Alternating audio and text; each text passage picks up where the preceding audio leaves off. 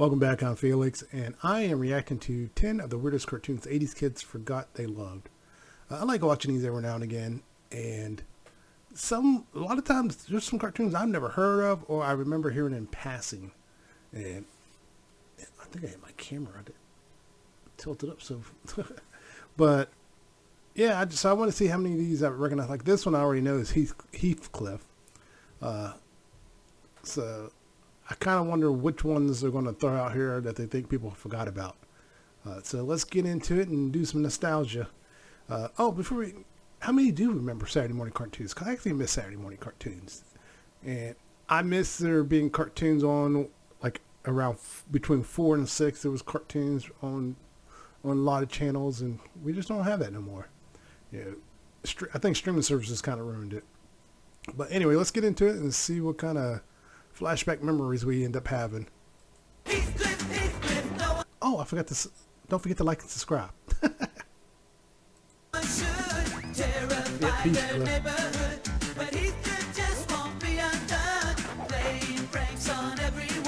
If you were a kid in the 80s, cartoons weren't just shows. They were a full-blown adrenaline rush. Before school, after school, Saturday mornings, random syndication blocks, you name it, we were glued to the screen. Previously, we uncovered 10 forgotten 80s cartoons that only true Gen Xers still remember, so if you missed that one, the link's in the description, and now we're back because we barely scratched the surface. Today, we're diving into 10 more forgotten animated gems that took over our living rooms, so smash that like button, subscribe if you haven't already, and stick around till the end because one of these cartoons helped kickstart Disney's TV empire and another still has unfinished business. Number 10, The Snorks, NBC and syndication. My sister had a Snork doll. She had the main character as a kid. I think she had 2 of them. I think something happened to the other one and she got a second one. For some reason I remember her having 2. But yeah, the Snorks, we both watched the Snorks. 9, that's 10. There, and remember, I want it big. First up, we have the Snorks, basically the Smurfs of the sea. If the Smurfs had better technology and snorkels growing out of their heads. Freddie Monnickendam, the guy who helped bring the Smurfs to TV, had a nasty legal breakup with the Smurfs creator, Peyo.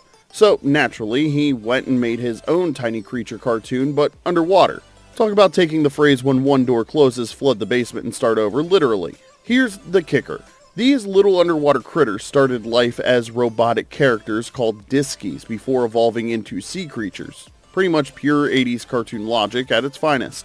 The show packed serious voice talent. Frank Welker, one of the biggest voice actors in history, think Scooby-Doo and Megatron, gave voice to Aki, the show's pet octopus, and a young Nancy Cartwright voiced Daphne Gilliffin years before she'd become Bart Simpson, which explains why every time Bart says, "Don't have a cow, man," Don't have a cow, Dad. part of you hears, "Come along with the Snorks."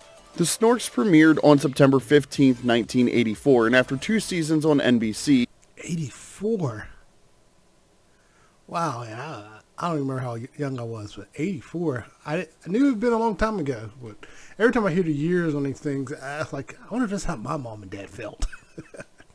He got demoted to syndication as part of the fantastic world of Hanna-Barbera, where cartoons went when networks didn't love them anymore, but toy companies still needed to sell plastic. The Snorks actually ran for 4 seasons until March 15, 1989, but they never quite captured the Smurfs' magic. Or, I don't remember them going to syndicate. I always remember them being on Saturday morning cartoons. I wonder why I don't remember that. There was the USA Cartoon Express. I wonder if that's what... Yeah, I remember it being on there, actually, now that I think about it. That was towards the tail end of the run.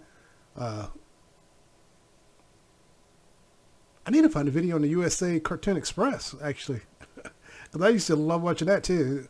I remember watching that after school. And I remember it came on in the morning and after school. Like, it used to be almost 2 hours of cartoons. And there was also the dance. There was a dance, USA Dance Party, I think it was called. So, yeah, USA used to have a lot of stuff geared towards kids and teens. And as far as I know, they don't have that anymore. toy sales. Let's be honest. When your villain is named Junior Wetworth, you're not exactly striking fear into the hearts of children. Still, if you suddenly come along with the Snorks at 3 a.m., now you know why and who to blame. Too much? Alright, moving right along. Number 9, The Wuzzles, CBS. I remember the Wuzzles. That was a weird cartoon. Now this one I do kind of remember being Saturday morning and syndicated. But yeah, it was a weird one. And you should look up the Adult Swim Wuzzles. Not Adult Swim, Robot Chicken. They made fun of them. How some of the animals came to be. Welcome to the land of was, where nobody is like anybody you've seen before. Now, if you thought the Snorks were weird, hold on to your mullet. The Wuzzles was Disney's early TV experiment, pastel-colored creatures that were half one animal and half another. Premiering September 14, 1985 on CBS, the show only lasted until December 7th that same year. 13 episodes and poof, gone faster than your dad's pay. Oh, it wasn't even on that long? I wonder if I've seen all the episodes. 'Cause I do remember watching this as a kid. Radio Shack. These bizarre hybrid critters all lived on the Isle of Was, where everything was mixed, from appleberries to castle scrapers. Even the villains were mashups. The main bad guy, Crocosaurus, was half crocodile, half dinosaur, because apparently being just one terrifying reptile wasn't evil enough for Disney. Sadly, tragedy struck. Actually, I didn't even realize that. I thought it was just a out-of-shape crocodile. Almost immediately. Bill Scott, the voice of Moosel and the legendary Bullwinkle, died during the show's run. Rumor has it Disney backed off promoting the Wuzzles after that, focusing instead on their other breakout hit, The Gummy Bears, which premiered the exact same day but on NBC. Talk about a sibling rivalry. A fun fact though, Henry Gibson, who voiced Ella Roo, the elephant kangaroo with a memory problem, was already a household name from Rowan and Martin's Laugh-In. And Joanne Worley, the voice of Hoppopotamus, brought her over-the-top personality from the same show. Basically, Disney rated 60s comedy shows for voice talent. The Wuzzles only lasted 13 episodes, but their toys still haunt vintage collectors' dreams and occasionally pop up in other Disney shows, including a bizarre cameo in a 2020's DuckTales episode. Not bad for creatures with a split personality. Number 8. Real quick, the gummy bears. I do remember the gummy bears. They bounced around on their butts. They drink some stuff and they were able to bounce around on their butts. But yeah, I do remember the Wuzzles. I didn't realize it wasn't on that long. It's interesting. And Alf. There was actually, if I remember correctly, there were 2 Alf cartoons. And I think it was the second version I liked better. But yeah, I remember there being 2 versions of the Alf cartoon. And they weren't, if I remember correctly, they weren't drawn the same either. It's like 2 different companies were doing it. So I wonder if they'll touch on that. See if my memory remembers correctly. Alf, the animated series, NBC.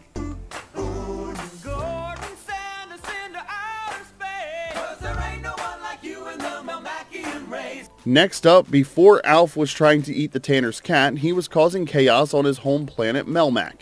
Alf, the animated series, premiered on NBC on September 26, 1987, and ran until January 7th of 1989. This prequel focused on Alf, whose Melmac name was Gordon Shumway. They showed Gordon's life before Earth and leaned way harder into zany gags and fast-talking weirdness than the primetime puppet show. But here's where it gets interesting. Paul Fusco, who voiced and puppeteered Alf, was the only cast member from the live-action show to appear in the cartoon. At the beginning and end of each episode, Puppet Alf would appear in the Tanner's garage, setting up the story from his memoir Melmac Memories, because apparently alien refugees have plenty of time for writing between cat hunting sessions. The show followed teenage Gordon with his sounds like what you'd say if someone sneezed on Melmac. Gordon hung out with his buddies Rick and Skip, chased after his girlfriend Rhonda, and they were all part of the Melmacian Orbit Guard, because nothing says responsible space defenders like sarcastic teenagers, which apparently had very low recruitment standards. Creator Paul Fusco was heavily involved, but NBC shuffled the show around so much that it struggled to hold an audience. They even tried launching a second cartoon, Alf Tales, featuring fairy tales starring Melmacians, but it bombed harder than Alf's spaceship. Still, Alf's raspy voice and endless food jokes made sure Gen X kids never looked at cats the same way again, and if you're wondering why the animation had such a distinctive look. It was created by lead character designer Phil Barlow, who clearly had a thing for weirdly proportioned alien heads. Number 7, Heathcliff. Oh, that's right, Heathcliff and the Cadillac Cats. I remember Cadillac Cats. The weird thing about the Cadillac Cats is that when they did Heathcliff's story, only 3 of the Cadillac Cats appeared on his portion, and there was 2 characters when they did appear on Heathcliff were not drawn the same. And then if Heathcliff kind of cameoed on the other one, he wasn't drawn the same, which I thought was weird. I wonder if I just spit everywhere. I hope he touches on that, because that was always weird to me. I don't know why they did that. But there was always, people always try to pit Heathcliff against Garfield, and I was more of a Heathcliff fan. Cadillac Cats, syndication. Actually, I want to touch on, there did come out a Saturday Morning Heathcliff. It was different. That one I vaguely remember, though. There was another version.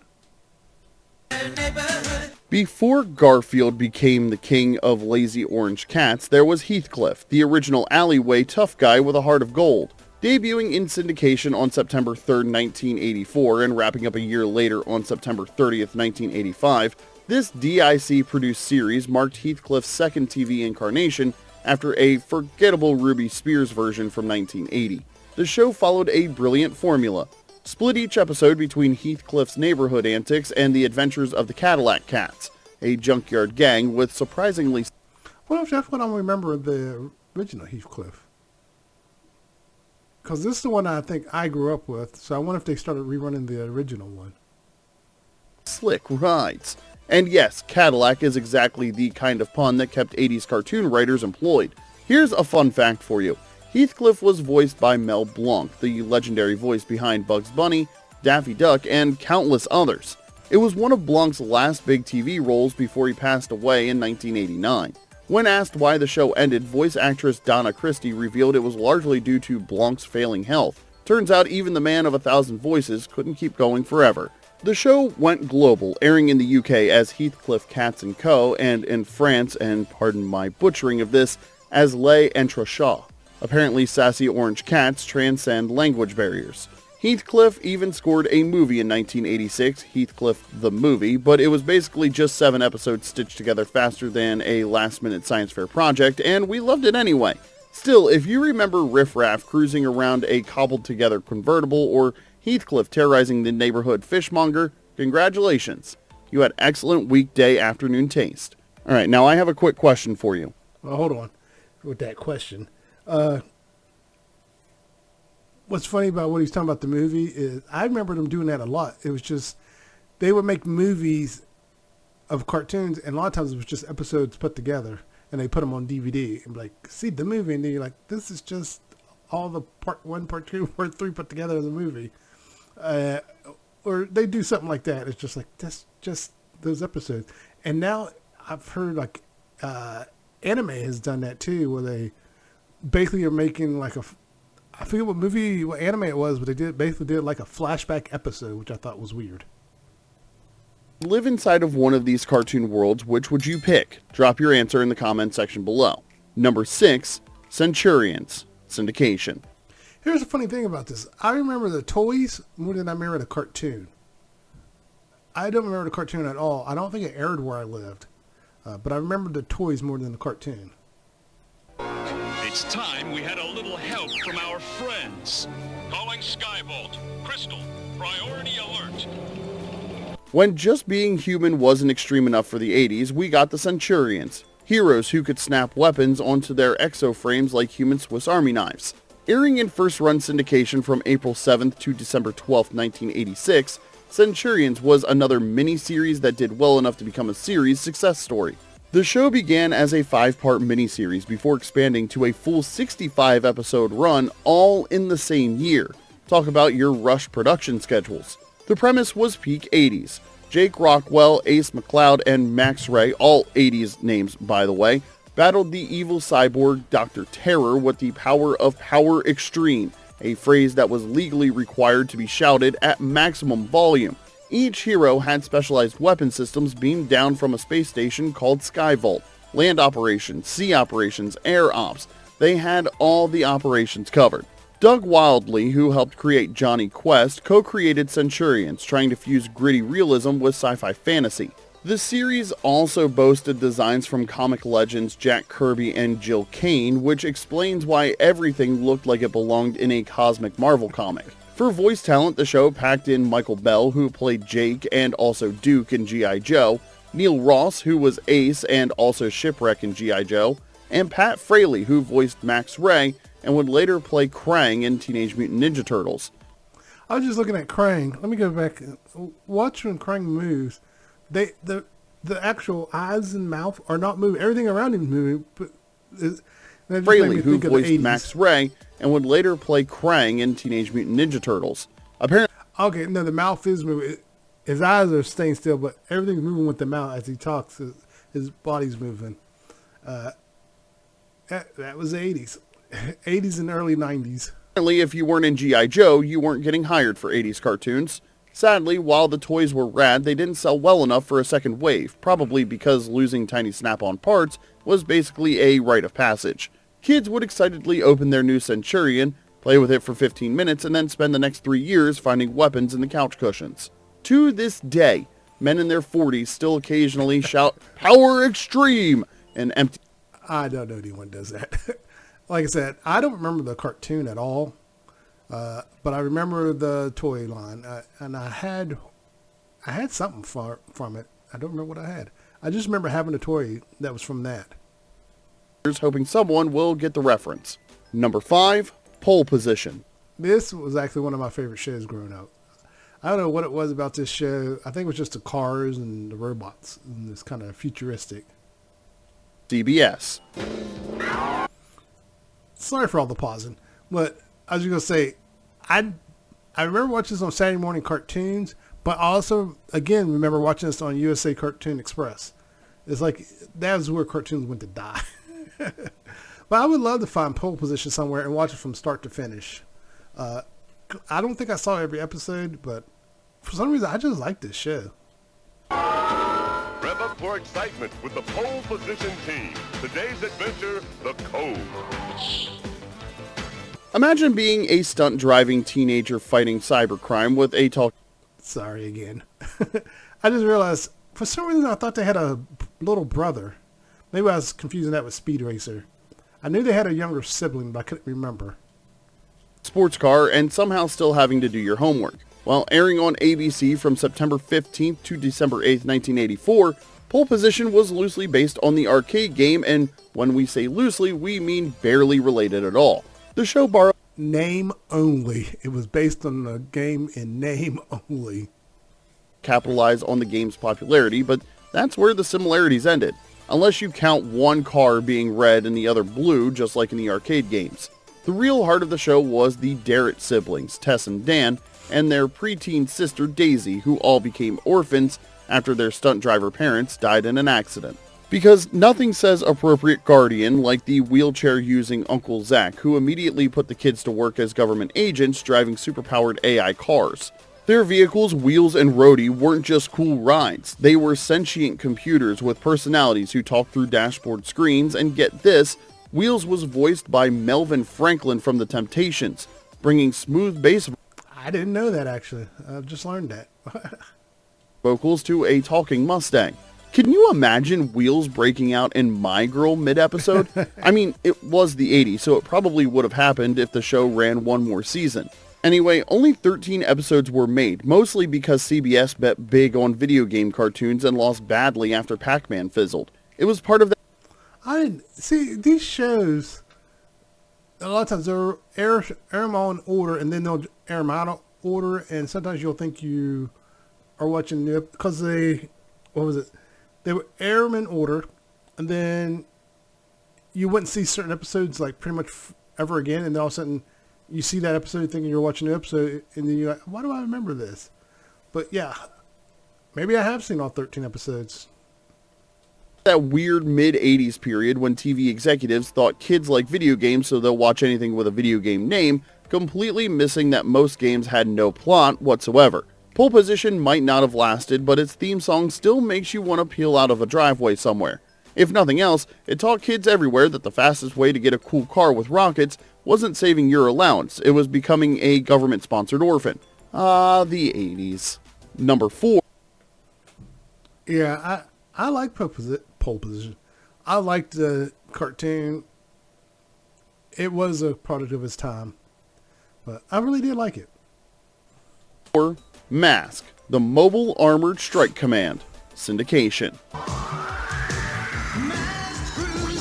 Now this one, I don't remember being Saturday morning. I just remember this one being in syndication. It always came on in the morning, and I hated that because I would never get to watch either a full episode. During the summer, I get to watch full episodes, but during school, didn't get to watch full episodes because I had to leave before it was done. It's like, oh.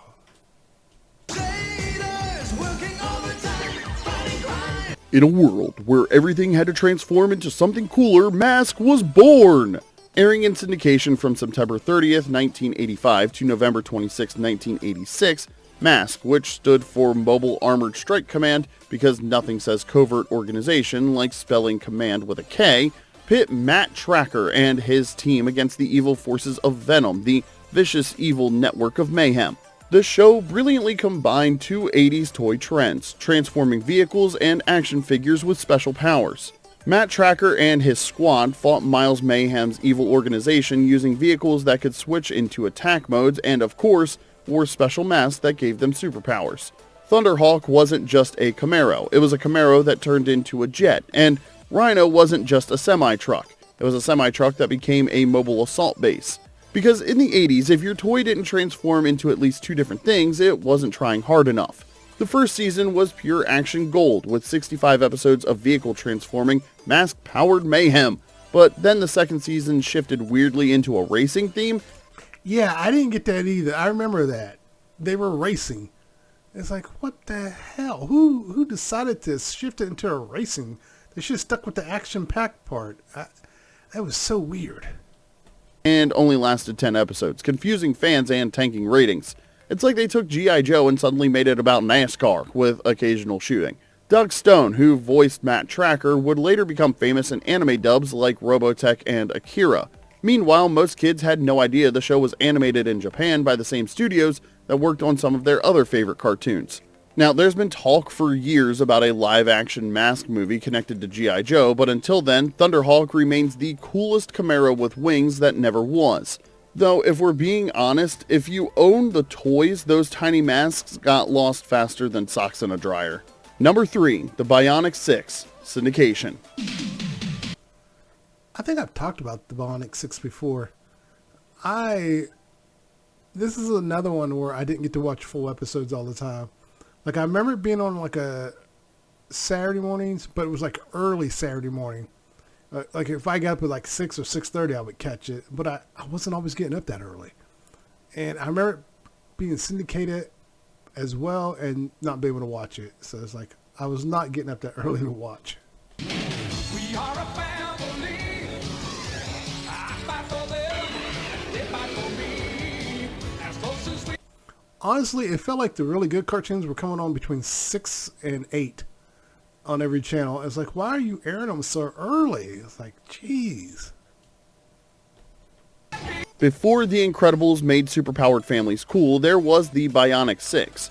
Premiering in syndication on April 19, 1987 and wrapping up on November 12th of that same year, this show followed Jack and Helen Bennett and their 4 children, all enhanced with bionic powers after a freak avalanche exposed them to mysterious radiation in the Himalayas. The show proudly embraced comic book tradition. After all, if radiation could create the Fantastic Four and the Hulk, why not the Bionic 6? The show was a fascinating US-Japan collaboration animated by TMS Entertainment, the same legendary Japanese studio behind classics like Akira and parts of Batman the Animated Series. If you ever wondered why this Saturday morning show had unusually fluid animation and dynamic action scenes, well, now you know. Each family member got their own superpower specialty. Dad Jack, Bionic 1, had supervision. Mom Helen, Mother 1, had ESP. Son Eric, Sport 1, had electromagnetic powers. Daughter Megan, Rock 1, had sonic powers. Adopted son JD, or IQ, had superintelligence, and foster son Bungie, Karate 1, had enhanced martial arts skills, because nothing says subtle superhero name like adding 1 to everything. The voice cast, And not to mention stereotypes. was stacked with talent. Neil Ross voiced the robotic gorilla Fluffy, who had a bizarre appetite for eating aluminum cans and anything else metallic he could find. Brian Tochi played Karate 1, and John Stevenson voiced Bionic 1. If those names sound familiar, it's because they voiced half the cartoons in the 1980s. High production costs and mediocre toy sales doomed Bionic 6 after just one season of 65 episodes. The action figures were actually pretty cool, made both of plastic and die-cast metal with transparent limbs, but apparently kids in 1987 wanted their toys to either transform or have ninja weapons.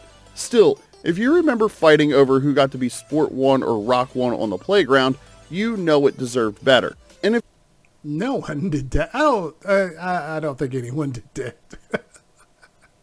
I don't think anyone was doing that. Like I said, I remember this cartoon coming on really early and not being able to watch it. It's just like, this is too early to be watching cartoons for me. wondering about that 1 suffix, IQ was the only team member without it, probably because IQ1 sounds like someone failing an intelligence test. Although I think they missed an opportunity to call him Smart 1. Number 2, Wildfire, CBS. Okay, we finally got one I don't remember. Wildfire? Is that what the name was? None of that looks familiar. Hanna-Barbera. Alright, let's see if anything pops out. 2, Wildfire, CBS. Once upon a dream, I think I lived inside a fairy tale where someone great was lost. Just when you thought talking animal cartoons couldn't get weirder, Hanna-Barbera said hold my interdimensional portal and gave us Wildfire. Galloping onto CBS from September 13th to December 13th, 1986, this show followed Sarah, a 13-year-old Montana farm girl who discovers she's actually a princess from the magical realm of Darshan. Because in the 80s, every girl needed to find out she was secretly royalty from another dimension. The premise was pure fantasy madness. Baby Princess Sarah gets rescued from her evil aunt, Lady Diabolin, by a talking Lady Diabol. Is this supposed to be like diabolical? I can't say the word.